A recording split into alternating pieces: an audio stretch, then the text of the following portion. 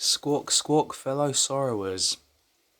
Today I'm going to talk to you about the Dark Knight. I spell it with a K, some spell it as in the night, the dark side. I spell it with a K because I believe it's the warrior inside you, it's the truth. Good or bad, right or wrong, it's the truth. Okay, so I'm sure you've heard of the Dark Night of the Soul. Yeah. I personally believe there's also a dark night of the heart, a dark night of the body, and a dark night of the mind. And it's the other three that I haven't heard mention that I'm going to address for you. Okay? As always, just based on my opinion, but it's something that I've been wanting to address for a while now.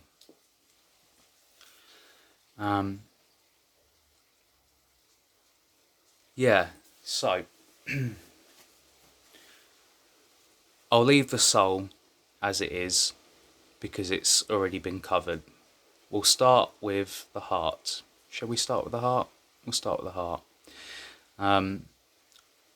Sorry if I'm a little bit slow. It's 4:15 in the morning. Got work first thing. Got to get up for 7:30, but it's been on my mind and it's been in my heart and my body and my soul, and I thought I'd put my insomnia to good use. We'll start with the heart. Okay, the dark night of the heart. So first of all, I'll just say that the dark night sounds darker than it really is. Okay, as I said, it's just the truth. It's your shadow. Okay, and the only time that it should be feared is if it isn't addressed. Okay, you don't necessarily have to address it to others like I'm now doing to you, but as long as you address it to yourself, and it doesn't matter what that entails, off the top of my head, perhaps I don't know, perhaps you're homosexual. You don't have to tell others that, but if you deny that in yourself, it's going to build up.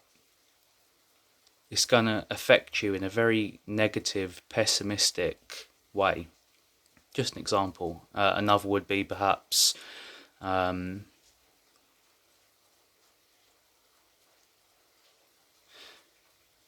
maybe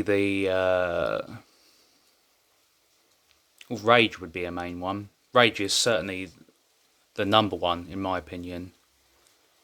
That's why, as I said before, I will never lie to you. I've never lied to you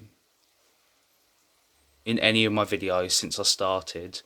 It's just a rule that I have, and I didn't think I could do it either because I've said this before. I was a pathological liar for a long time, but this is my therapy, I suppose. So, gone off kilter. Sorry. What was I getting at? Yeah, don't lie to yourself. Do not lie to yourself, because then the shadow isn't yours anymore. You know what I'm saying? Like, the shadow will become inhabited by something else. And if you watch and listen to my channel, you know exactly what I'm talking about. Yeah? Address it. Address it. As I said, you don't have to let anyone else know. It's you. It's private. I say as I'm telling you, or about to tell you mine, but to me that's still private because it's only for those of you that are listening. I mean, you wouldn't be listening if you didn't either one, have it, had it, or respect the concept of it. So, yeah, okay. Okay. So the dark night of the soul has been covered by many philosophers, many researchers, Carl Jung being one in particular. As I said, I believe there is a dark night of the heart, the mind, and the body also. So that's what I'm going to be bringing to light for you. So we'll start with the heart. Okay, so I'll tell you what, we'll start with the body. We'll start with the body. The dark night of the body. Okay, so I'll give you a prime example. And Joy won't mind me saying this, because she believes in expressing the shadow, the same as myself. Hopefully the same as you. Before I met Joy,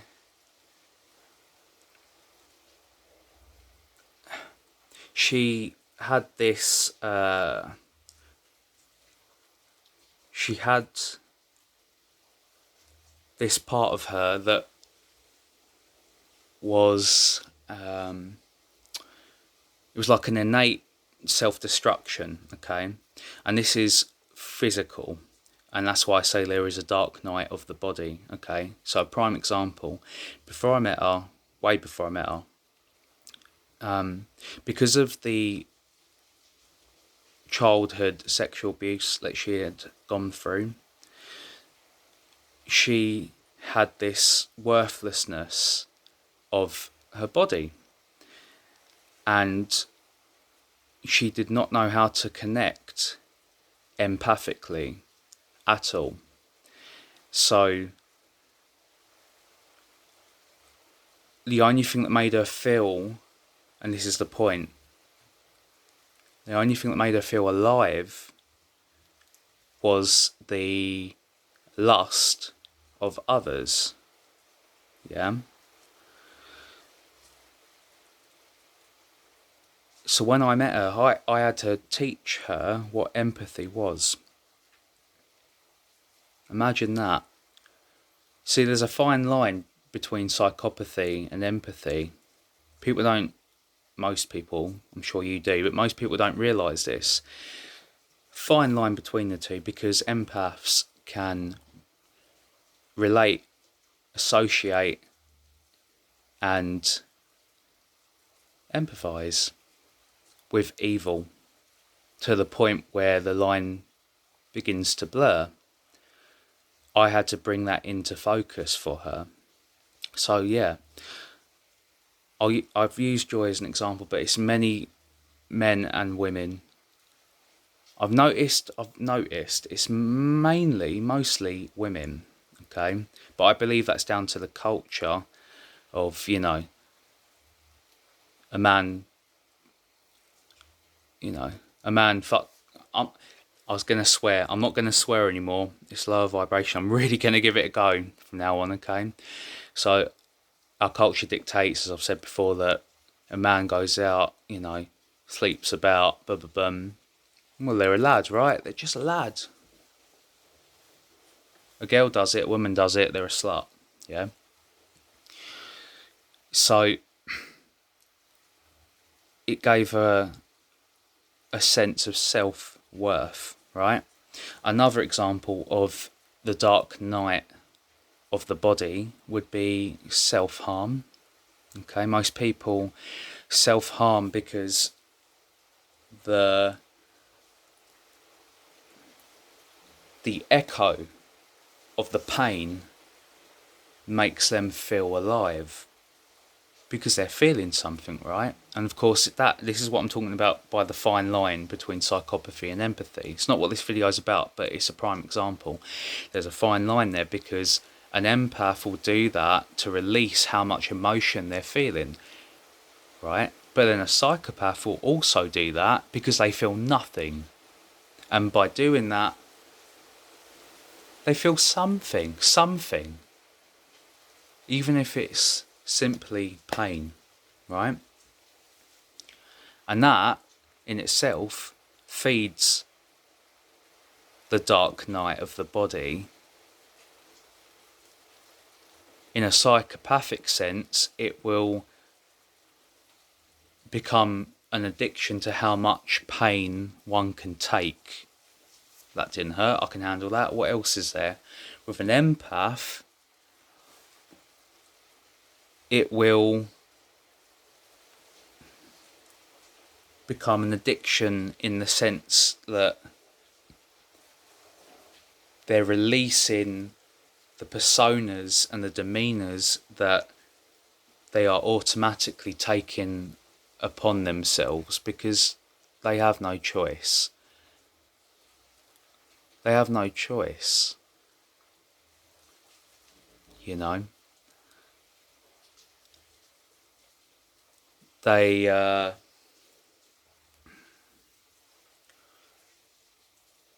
can't help but relate even when they don't want to.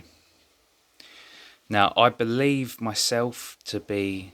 I don't like to say I'm an empath. It's too easy, you know. But I certainly have high empathy. Very high sensitivity.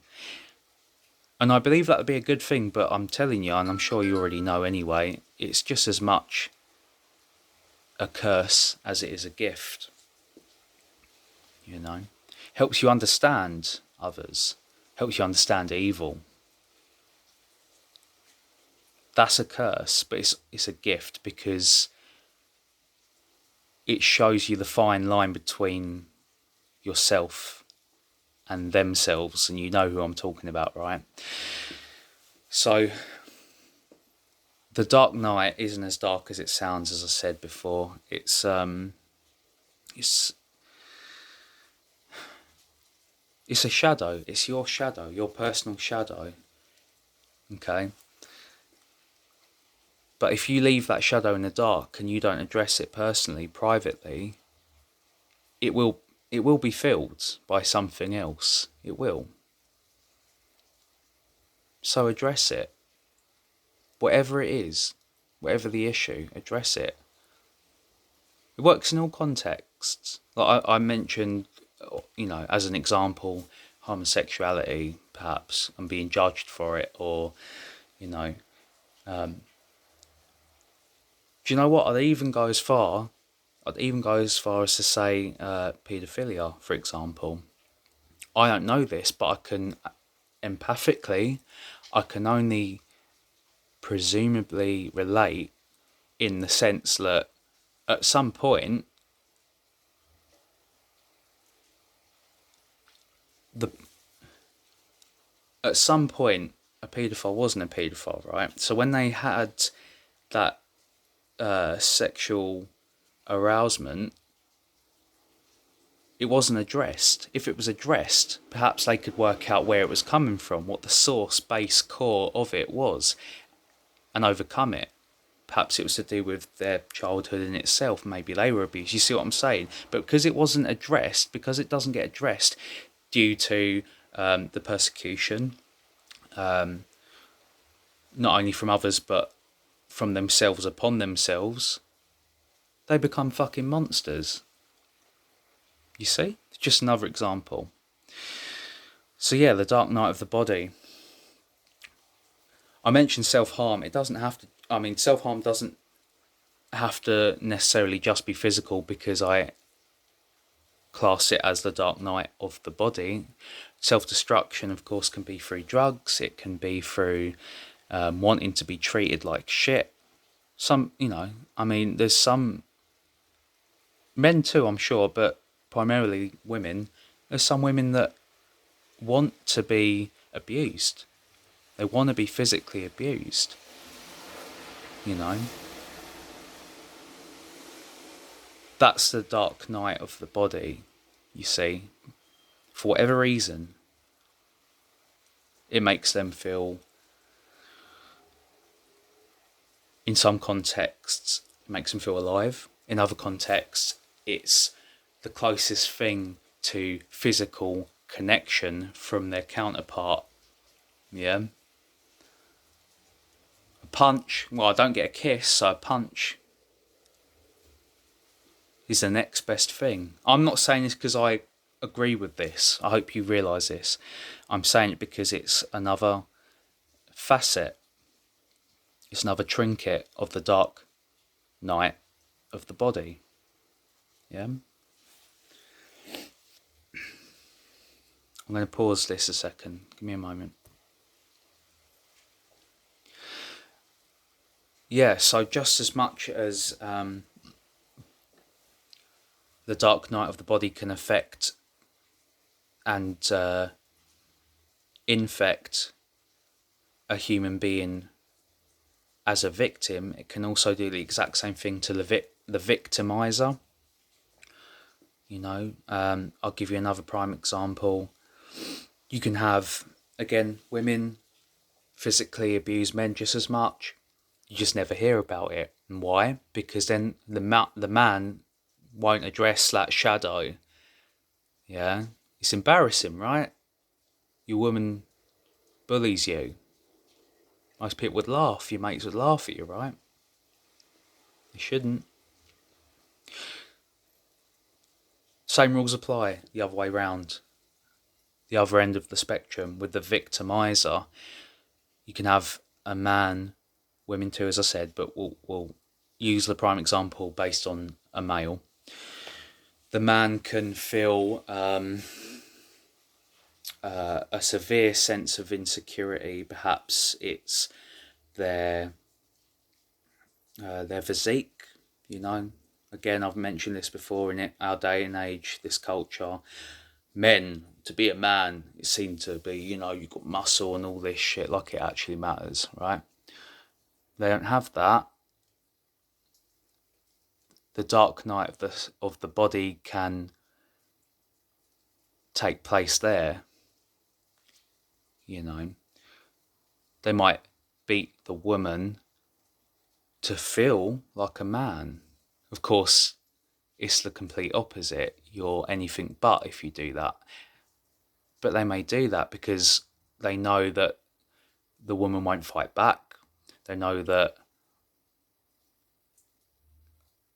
by doing so, the fear that they're going to witness of the act that they have chosen to inflict upon the victim, we use the female, as I say, as an example, witnessing that fear will make them feel physically stronger. See, it's the body. You see that? I'd imagine it's the main reason why most men, it's not most men, but the men that go on to rape, for example, again, it's the power complex of the body, of their body, you see. I mean, another one, forgive me for being crude, but another one from the male aspect of the dark night of the body would be perhaps being underendowed, which ties into the rape complex, you see.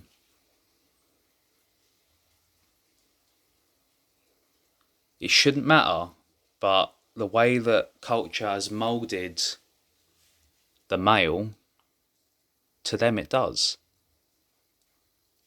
But it's the body. You see that? It's the body, right? So, sorry, it's meant to be a quick one. It's meant to be a quick video. I don't plan my videos out, as you probably know by now. It's not natural, you know, and I want to be as natural as I can. That's why I show my face. That's why I speak to you like this, because I want you to be, I want you to see me for who I am, because although I can't see you, I believe you to be just as real as me. Physically, mentally, emotionally, and spiritually, which is what? The body, the mind, the heart, and the soul. So we'll move on to the heart. Okay. We'll move on to the heart.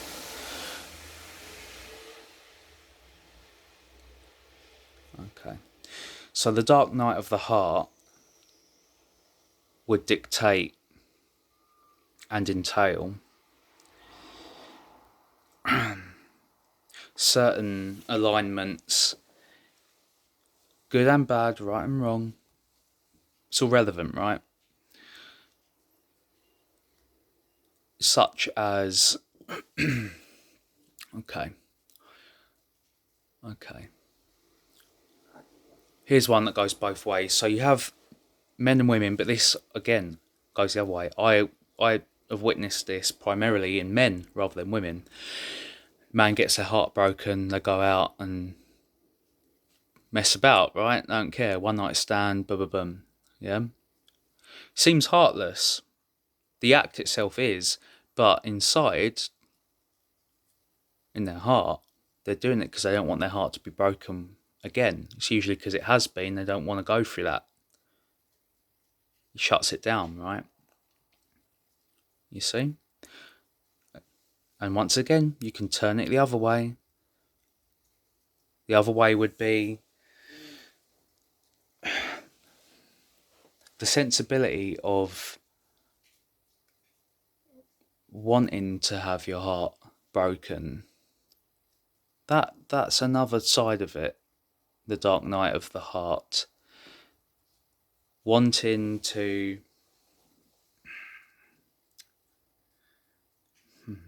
okay.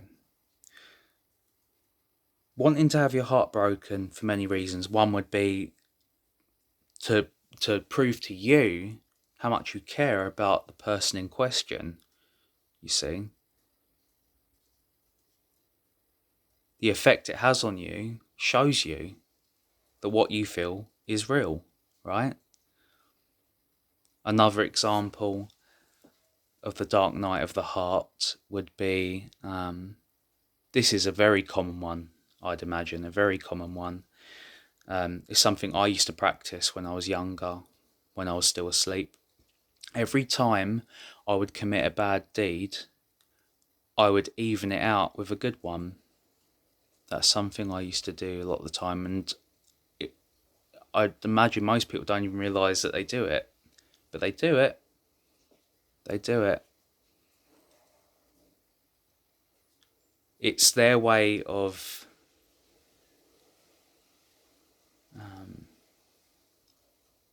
it's like emotional self-harm. The same way I said that releases the pain you're going through. It's their way of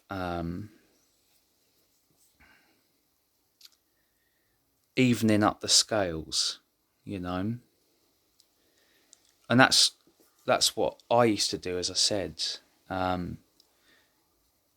It made me feel like, well, I'm not a bad person if I can commit a good deed straight after a bad one, you see. It's not as simple as that. I was very young. The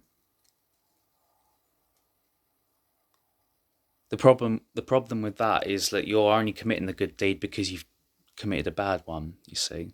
I suppose you can easily flip that round as well. I'd imagine there's people that commit good deeds and then go, well, you know, I've been selfless and I've done this for someone, so now I have the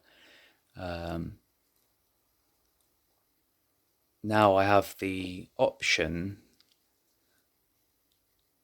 to harm another since I've healed another. You know what I'm saying?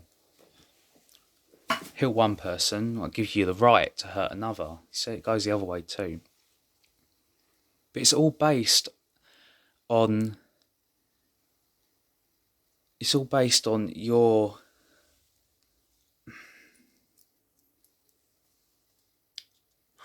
acknowledgement, your awareness, your discernment of the shadow, of the dark night. You see what I'm saying? It doesn't have to be a dark night. It's only a dark night because it's hidden. It's occultic. It's hidden. It doesn't have to be. You see? I mean, I haven't spoken much about the upside that, of the dark night. And there is an upside because, as I said, it's the truth, For example, sorrow. Sorrow is my shadow. My name's not Sorrow, right? But sorrow is my inner truth. It's my... I don't want to go as far as to say alter ego, because the two shouldn't be separated, in my opinion. Sorrow is me, I'm Sorrow, but it's the part that was always in the shade that I wanted to become. Maybe at the time I didn't have the balls, or it scared me, or it confused me. I'm speaking about myself, but I'm also hoping that it's relative and in relation to you, because everyone has it. Everyone has that side of them. That's why I call you all my fellow sorrowers. Not my fellow followers. You're not following me. Don't ever follow me. Don't follow anyone. Okay?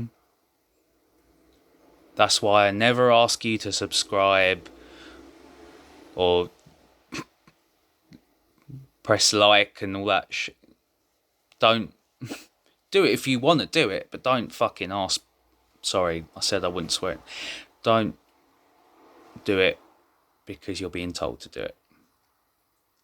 You're not my followers, but you're sorrowers, right? What do I mean by that? Why do I call you that? Because you feel all of this, don't you? You feel all this pain, all this rage, all this sadness. But you fly through it, don't you? You fly through it. You're a sorrower.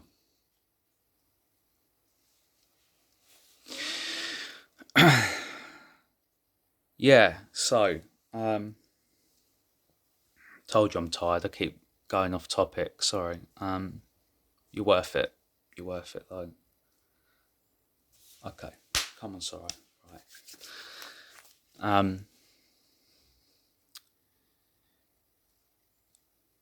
Yeah, there is... That was it, sorry, I'm with it. Right, got it. There is an upside to it. As I say, the dark night doesn't have to sound as dark as it is. I know I've portrayed it that way because it has the capability of becoming very dark if you don't address it. It doesn't have to be. It doesn't have to be the dark night if you bring it to light, But that night is you. It's your inner warrior. It's your inner soldier. I call it a soldier. I try and stay away from warrior because I don't like taking other people's descriptions. Like, I believe warrior belongs to Ducky, it belongs to the Green Wizard, so I say soldier. But it's your inner warrior, it's your inner soldier, and it can do you more good than you could ever consider, you could ever comprehend. Just address it. Just address the truth of you. Give me one moment. I'm going to pause it quick. Yeah, sorry, I was just taking a moment to consider the positive, the optimistic side of the ones I've just covered. the dark side of the body, the dark night of the body, and the dark night of the heart, because there is positivity. Okay, so I knew I'd miss it if I didn't take a moment. One of the main positive aspects of the dark night of the body, for example, would be that part of you physically that wants to, and very much capable of doing so, that wants to endure. Okay, if you're a sorrower, which I know you are, you do it every day, don't you? You endure all of it, all of this. You know what I'm talking about, what's going on. You endure it. Yeah, that's strength. That's strength that makes you stronger. On a still an important one, but an offshoot of that would be, okay, another positive to the dark side. Why do I keep saying that? Another positive to the dark night of the body would be simply physical self-improvement. You know, staying fit, staying healthy, eating right. You know, because you want to do it right. It's in you, that part of you. When you don't do it, it's there, right? Because you know you're capable. You want to improve yourself. It's not about the culture side of it. It's not about, I'm a man, you know, if I've got muscle and all. It's not about that. It shouldn't be, in my opinion. It's about knowing that you have that endurance to do so. Yeah. To exercise, to stop eating junk, drinking fluoride, you know. Here's another one. Making love. Making love rather than, you know. See, I'm trying not to swear anymore. It's not all physical, but on the, you know, on the subject of the physicality side of it, the dark night of the body, make love to your partner, you know, rather than making lust to your partner. Nothing wrong with it.